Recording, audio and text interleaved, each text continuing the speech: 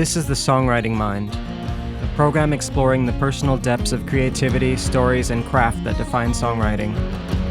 In this episode, we'll hear from Blind John, a character from the forests of Bandon, Oregon, and brainchild of Silverton, Oregon-based songwriter Jake Prahar.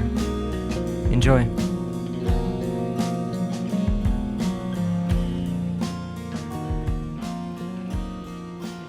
I didn't even like music at all until I was maybe, 16 years old. Like, music was the devil. Like, I hated the sound of all music. And I believe that's because I had two older sisters, and they liked to torment me growing up. So they would basically sing in my ear on the way to school these girly songs and whisper sing them in a way that made me want to rip my hair out. And so I could not even listen to any music. And then all of a sudden, I remember the most ridiculous song got me just pumped up. All of a sudden, it was I'm Your Boogeyman by, who is that, by White Zombie? I'm your boogeyman, that's what I am. And I heard that, and I was like dancing in the room, just like all of a sudden the power of music came to me. I was like, I love music. It was like a light switch went off, and I don't even know why. But then I think a year after that, I had picked up a guitar. So I'm going to guess I was about 17. And I was like, damn, we got to get to work here. Did I even write songs till that might have been like 5 years after I picked up the guitar. I don't think that I even knew how to read or write because, sorry, this is ridiculous. All right. It kind of clicked in my head just now, though. I remember the first experience of writing. I was learning guitar, so I sucked. And I was just trying to figure stuff out, like, oh, this sounds cool.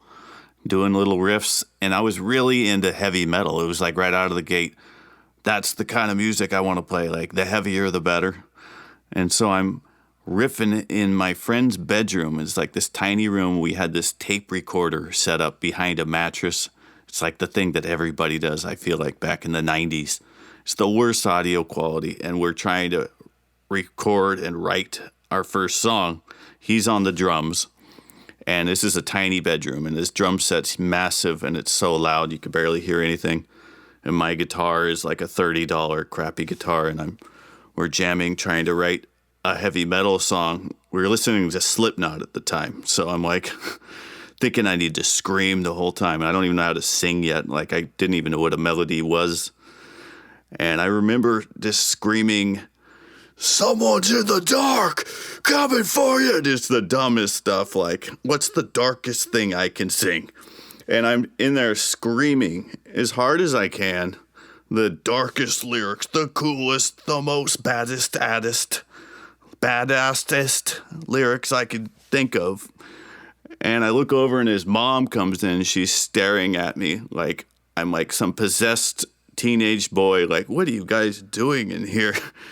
I like totally forgot that we're like in his mom's house and we're just being obnoxious, just basically playing as loud and obnoxious and stupid as we can. But I still remember that line, someone's in the dark. That was it. And yeah, we thought we were pretty cool. That was a great time. I mean, really about 15 years ago is when I started writing something that was like a complete song. Well, let's go with Long Cut Grizzly, for example. So that was the first time I put a full, complete song online. So I'll just start there. There was other mumbo jumbo before that, but it was never worth like actually showing someone and being like, wow, look at this thing I made. And it's funny to say that's the first song I wrote because it's also a very, specific, ridiculous song. But it had some context to it because the story of that song was I was hanging out at a party. I was a big partier in high school. Every weekend we'd get a little drunk. Be up half the night. This is about 2 a.m, and I'm the only guy left awake except for one other dude. And he's basically passed out on the piano at this rich person's house I'm hanging out with. She had this awesome music room and this like grand piano. And I was always, she'd throw a party. I'd be like, I got to get on that piano, even though I didn't know how to play it. I was like, I'm going to dink around. It's 2 a.m. This guy's passed out on it, though. So, like, I wake him up, and I'm like, dude, what are you doing, man? You look super drunk. Anyway, I start asking him questions. I look over at him. He just looks terrible. He's got chew hanging out of his mouth. It's dripping out of his mouth. And so I'm like, man, how's that chew feel? And he's like, oh, gritty. I mean, he looks like he's about to throw up, and he's got chew hanging out. And I'm like, I'm just kind of, so I start dinking around on the piano going, do, do, do, do, do, do, do, do, kind of playing this haunting melody. It just like came out, even though I don't know how to play piano. I'm playing like one chord, making it sound all like a horror movie, because I'm looking at this guy who looks like he's in a horror movie. He's got chew hanging from his lips. And as I'm asking him questions, I'm kind of going, okay, it feels gritty. And he's like, yeah, it feels shitty. And it just keeps going and going. And so I just start playing and literally writing as he's saying it. I'm like, long cut grizzly, I chew it daily. And I see him start to kind of like bob his head and laugh and go along with it. And we just keep going for like a half an hour. And a half an hour later, the whole song's written on the spot based on this dude. I was barely friends with the guy, but I knew who he was. He was like a grade below me or whatever. But the next morning I wake up, I'm like, let's see if I can play that thing. And I play it and all these people are listening. And it was that funny thing where everybody starts like singing along with it the first time I've ever played it for them, because it's simple, weird lyrics. I don't even know. So that's the first real experience of songwriting. It was like a real life, in the moment experience.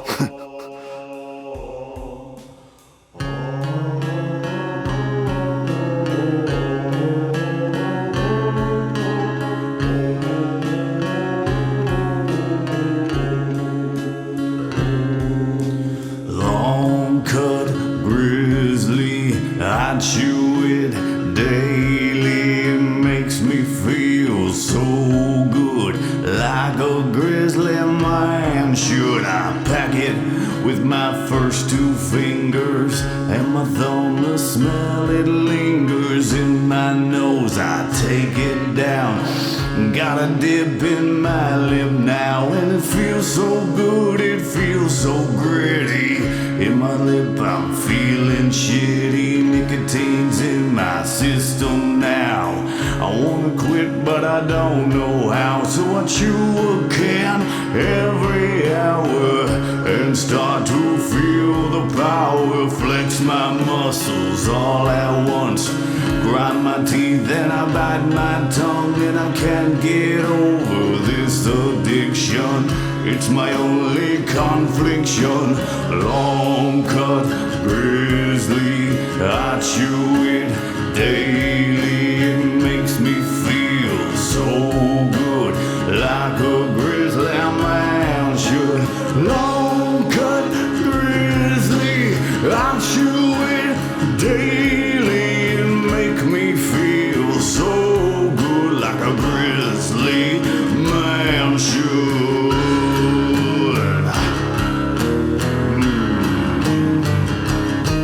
I've got the long cut grizzly flowing through my veins. The burning in my lip is driving me insane. My teeth are yellow and my beard is thick, and all them chicks wanna. So where you gonna go? You're never gonna quit. The long cut grizz, the dip. Long cut grizzly, I chew it daily. It makes me feel so good, like a grizzly man should. Long cut grizzly, I chew it daily. It make me feel so good, like a grizzly man should.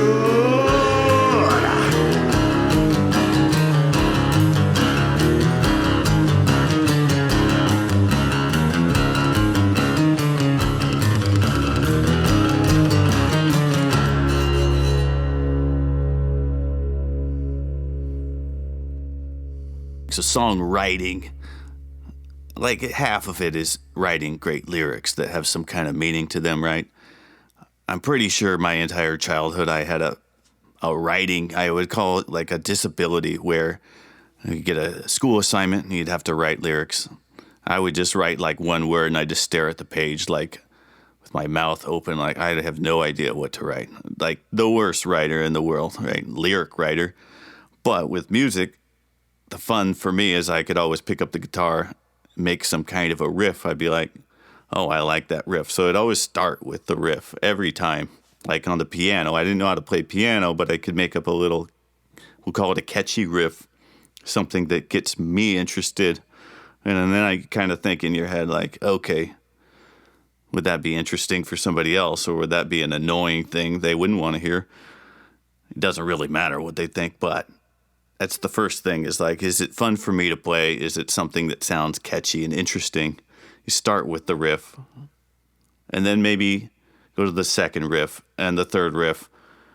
But often it's just one riff, and then you're like, okay, can I add a little melody on top of that? Whether it's, and then progress to the second part of the song, maybe like the verse part 2. It's a little different, evolving it a little bit, evolving the melody, adding a little different melody, something more interesting on top, and then into the chorus type of thing. And I would do that for the whole song. Well, that's still how I do it to this day, because I'm going back to when I was a kid. Terrible lyric writer. So the fun part is making a song basically complete without any lyrics from start to finish. And then you're kind of trying to figure out what that song is after the fact. And that's how it always is for me, because my lyrics don't really come to me right away. Usually, sometimes they do, but it's like 10% of the time the lyrics will come to me. The other 90% of the time, the lyrics are like, I could kind of hear what this song should be and what it should be about, but it comes later in sections. And I might have to do like really grind, like we're going to get verse 1, the first 2 lines, and then I might not be able to get any farther for like, have to come back a week later, and then I finally get like a couple more lines. It's pretty ridiculous how my brain sucks at that stuff, we'll say. It's really annoying. My songs are kind of all ridiculous. They're all songs that kind of make me laugh. I think the biggest thing that inspires me is writing songs for making other people laugh, right? And so I'm inspired by the people around me at the time in my life. So, you know, I go through every decade, we have different groups of people around us often in life, or that people that you hang out with more. And so a lot of the songs I wrote even like 10 or 20 years ago, I was hanging out with lots of different people, let's say groups. Like in my hometown, we'll call it, there's a lot of rednecks there, right? I'm hanging out with rednecks all the time. Guys who smoke, guys who chew, guys who drink hard, guys who party, guys who want to go, you know, all those do the dude time things. And so that's kind of the inspiration for a lot of my songs, particularly. My topics are redneck topics. We got, like I said, Long Cut Grizzly was one of the first songs I wrote. Definitely something inspired by a redneck dude I met that night, you know. So not personally about me per se, although I was a big, you know, redneck party animal myself. But the guys I was around, they were like the epitome of redneck. It brought the inspiration to me for sure. I was like, I want to make this dude laugh, because like this dude drinks Busch Beer all day, every day. So like, let's write a song about it, and then won't even tell him till it's done, and I'll play it for him, and then, you know, see what he thinks. That might have been one of the second songs that I even wrote, because, and that actually did come in a moment of, it was kind of like the Long Cut Grizzly. So I wrote this song about Busch Beer on the spot, I'm pretty sure. And it was also about 4 a.m, hanging out in some garage with these dudes. This other guy was jamming this riff on guitar. And then I was like, what are you doing there? And he's like, he shows me the riff. It's a simple riff. It's and then I look over and there's Busch Beer cans scattered everywhere in the garage. It's like, and we're all drinking Busch. That's all there was there. And I don't even usually drink that stuff, but It was literally like we had a guy jamming on the drums who could barely play drums. Like he was the worst drummer in the world, and a girl that came that night who was the worst singer in the world. And she was so drunk she couldn't even talk or sing, but she was singing right in my ear with this screechy voice, screaming Busch Beer while I'm singing and coming up with lyrics on the spot over this little riff. And it's basically talking about drinking a 30-pack of Busch that night. Just ridiculously, partying ridiculously hard, calculating how many beers we're going to need till the store opens up in the morning so we can go buy another 30-pack of Busch, and how it's always going to be my favorite brewski, baby. But yeah, it was inspired by the people around me. They're nearly blacked out on Busch Beer. I'm hanging out with these people. That song would have never came about if I hadn't have been in that garage hanging out with these, alcoholic Busch rednecks. And this girl, I just remembered this girl. She was you could not be a worse singer than her.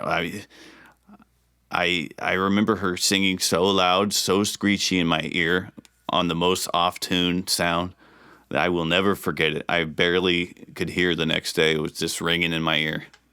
And I have those recordings deep in the old hard drive vault somewhere. It's ridiculous. And then you could see how it evolves. Here's where it started. Here's the first clip.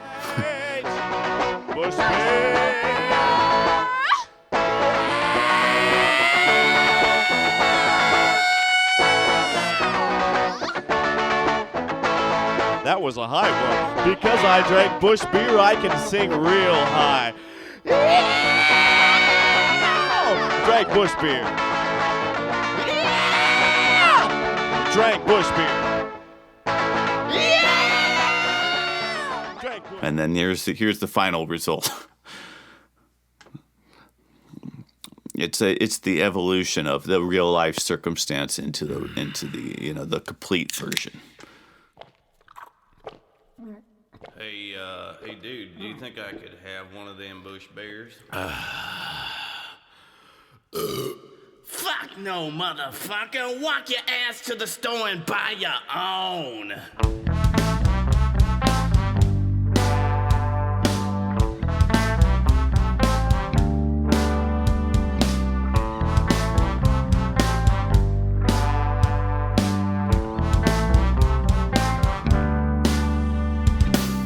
It's Monday night, my favorite night to get fucked up. Gotta pick up some beer at the mini mart. So many choices, so hard to choose.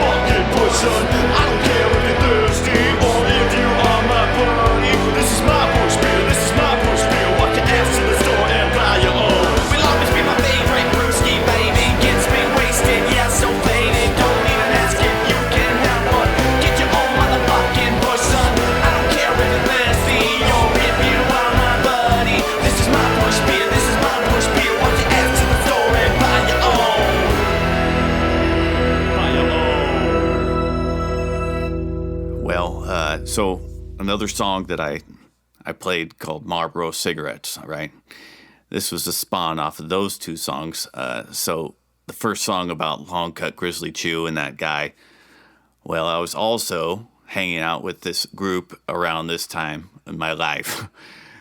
I didn't smoke cigarettes, but I was always going and hanging out in this house. There was this room in this tiny garage again this guy had, and everybody there would just chain smoking Marlboro cigarettes. Like there was ashtrays everywhere. It was like going into this dungeon of smoke. And so I went home one night and I was like thinking about it. I'm like, I'm going to write a song about Marlboro cigarettes and I'm going to play it for these guys later.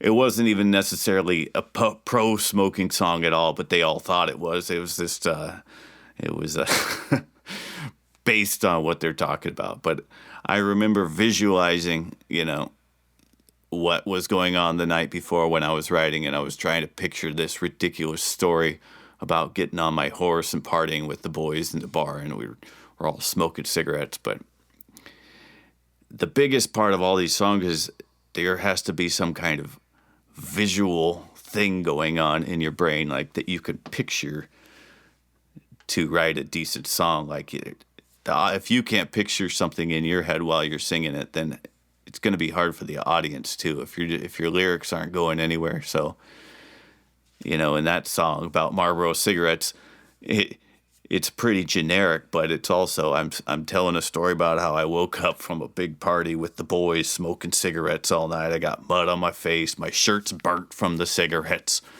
and how the boys were teaching me how to smoke, even though that's not entirely true.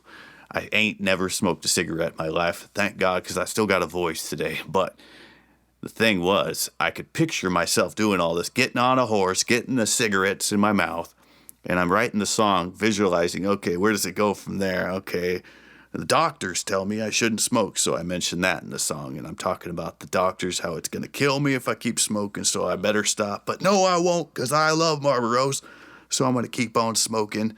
They can't tell me what to do. And so that's kind of where the song goes. And then I'm like, okay, how's the music for that going to go? Most importantly, well, I want it to sound like a horse trot. So you're like, I'm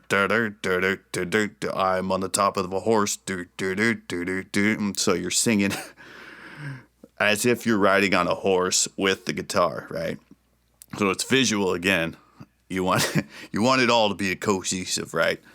Cowboy on top of the horse, like the Marlboro ad that you've seen growing up. And that's basically all I knew about cigarettes, other than the fact that every time I went anywhere, everybody had cigarettes around me, and chew, and Busch Beer.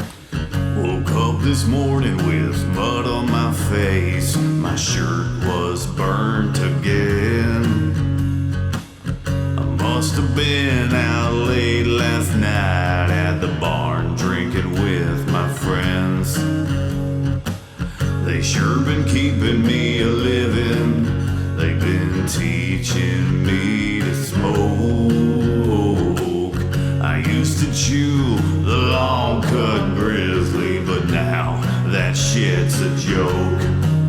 I smoke Marlboro cigarettes. They put my lungs to the test. I'm breathing fire, I'm smoking tires, Marlboro cigarettes.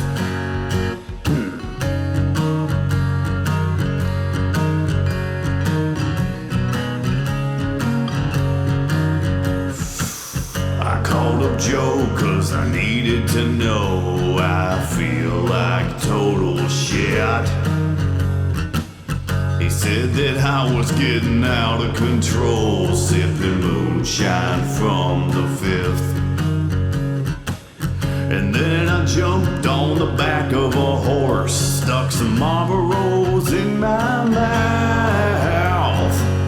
I said, hey boys, look at me, I'm the cowboy himself, smoking Marlboro cigarettes. They put my lungs to the test. I'm breathing fire, I'm smoking tires, I'm on Marlboro cigarettes. I need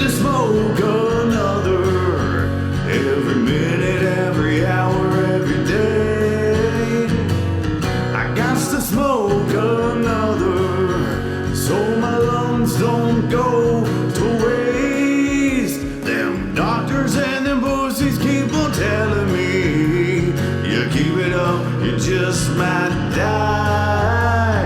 A slow, agonizing, horrible death. But I know I'm gonna be fine as long as I keep smoking them Marlboro cigarettes. They put my lungs to the test. I'm breathing fine, smoking tires. Marlboro cigarette, Marlboro cigarette, Marlboro cigarettes. Look down and Yeah, I mean, well, I am blind, so that's the whole part of this interview that's it's kind of important that I bring up. When I was 16, my friends and I went to the Portland Zoo, and we'd always play truth or dare, so my friends dared me to go up and try to touch the king cobra. And it was right next to the grated fence there, like very close, so I stuck my finger in there. I would never turn down a dare, so right when I stuck my finger in close to that king cobra, he sprayed me right in the eyes and basically blinded me like 90%. So at that point in time, I think I was 16, it changed my life. I had to think with my ears, but be able to picture the world how I saw it before I lost my eyes. So I'd have to picture something in my head when I played music. And it's basically how I play guitar. My eyes do not work. I can't see the guitar. So what I do is I visualize the guitar. I could see my left hand. I picture it on the fretboard, right? Moving the fingers. Picking hand has always just done its own thing. I never have to look at that for some reason. It just came naturally. But I try to visualize the fretboard. Once I get that going, you get the music going, you start singing the song. Basically, you're trying to picture a story in your head. You got to have something in your head, because if you don't visually picture it, then the song kind of doesn't mean anything.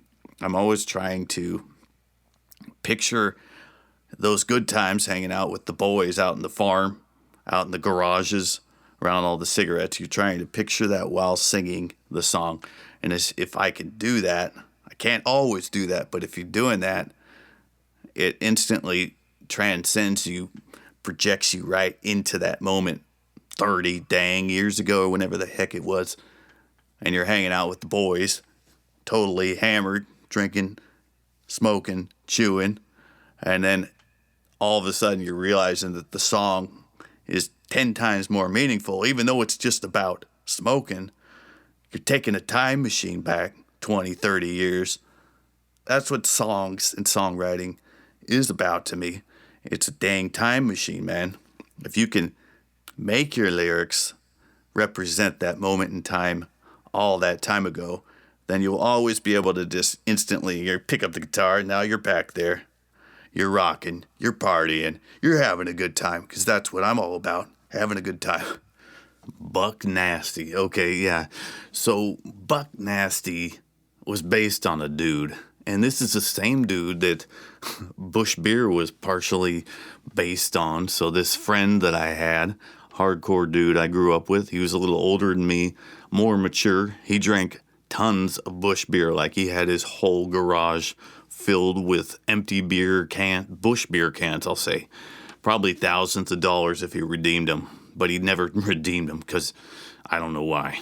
So anyways, this dude had this phrase, dude, let's get buck nasty. So like every time I go to his house, he's like, you want to get buck nasty? I'm like, I kind of like that phrase. And he'd say that and I'd be like, I wasn't planning on even drinking or partying, but now that he said it, let's get buck nasty. And so we just start cracking brewskis for no reason, watching the game.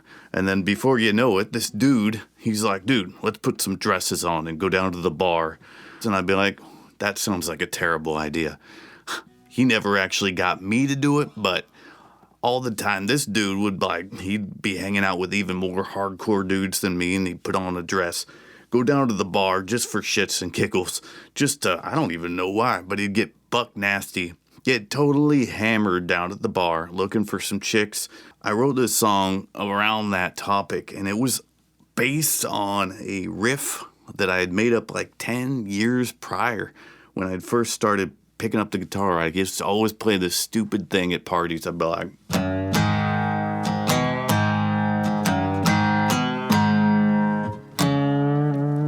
and I'd be like, I need to put lyrics to that someday. So then I started doing, yeah, how, you know, yeah, yeah, how. And then I'd be like, thinking about that guy going to the bar and be like, it's Friday night and I'm ready to go, searching for some ladies. Got on my new boots, my brown leather hat. Goddamn, I feel so sexy. And then the chorus, I'm gonna get buck nasty, baby. I'm gonna get fucking crazy. I'm gonna rock till the sun come up. I'm gonna get buck nasty, baby. And then, yeah.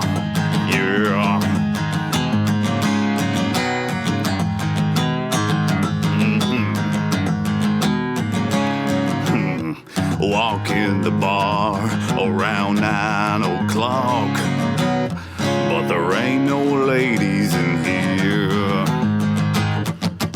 So I take a stroll around the block and buy a case of Busch Beer. Yeah, Busch Beer. I'm gonna get buck nasty, baby. I'm gonna get fucking crazy.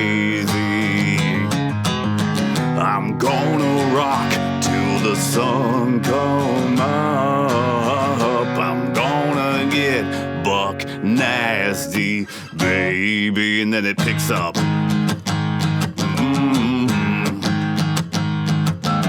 Late in the night when he's getting real buck nasty. I'm in my truck fucking headed to the strip club. That's where I go when I wanna find true love. Them ladies got the best personalities. They don't care when I stare at their double D's. Pull in the parking lot doing 65. Pound on some Busch and sprint inside. Grab a seat, center stage. Just in time to hear the DJ play. I gotta get that pony out. Anyway, I always start laughing when I get to that part because it gets so ridiculous that I can't even make it through without laughing. So unfortunately, that's the downside to writing comedy songs, because you're just like, you start doing things that are so weird that you're like, wow, I'm a weird dude. And that's it. I'm just a weird dude. If you saw me in real life, I got a big mullet. It's covering my whole face because I've never trimmed my hair. It's been like 20 years. I'm just a mess. So anyway, all right, next question. As songwriters, something that I've always thought about, and I'm sure that a lot of other people do, is there's only so many chords and chord progressions and melodies. I mean, there's infinite, really, but we all end up using the same melodies and the same chord progressions to write these songs, like the songs I played for you. Pretty simple. I've heard those somewhere in my past lives or in my life. And so all that stuff kind of sticks into your unconscious brain and comes out as a new song, one of your songs. But the difference is, what you're singing about in the song, or what's the song topic. That's kind of what differentiates you as a person from the other people. So I like to think of like the movie analogy. All my favorite movies that I used to watch before that Cobra incident, now I just listen to movies like a fanatic. My favorite movies are always true story movies. So we're talking, Walk the Line with Johnny Cash, or La Bamba, the story of Richie Valens, a lot of movies about music. But those movies are great because you're watching it, you get invested in that character and that story because it's a true story. And those are what I like in songs. I like the true stories, something to latch onto, where, there's people like Bob Dylan, the most famous song dude of all song dudes history. But then I listen to Bob Dylan and you're like, what's this guy even saying, man? He's like, he's talking about bananas, and he's talking about fling flangs and yin yangs and, tables and what's up underneath the sky and the mirrors and the chimichangas. And you're like, come on, just give me something I can listen to and understand. There's this phrase I'd always hear, 3 chords and the truth. And it's a pretty good phrase, because everybody's just using these same chords, same melodies over and over. But the only thing that separates them is that story of the song. What are you singing about? And if it's something true, then it's gonna be a little bit more timeless, right? So yeah, man, just dig deep down into your heart, find them true stories about your life and somebody else's life, and put the pictures into music form, in the movie into music form. So when you're playing the guitar, it's like your guitar is projecting that story right out onto the wall, and then it's going to keep them engaged, and then you're going to be engaged with the song, have more fun playing that song, and it's going to stick around for a longer time into the future.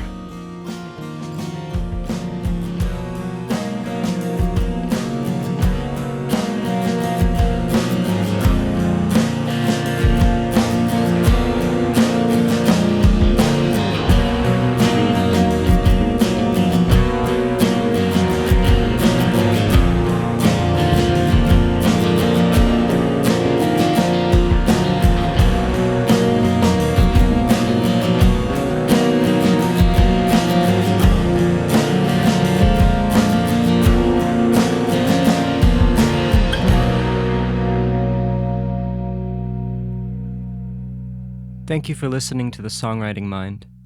This interview with Blind John was recorded on January 5th, 2025, in Silverton, Oregon. You can find his music and videos online at facebook.com/blindjohnmusic.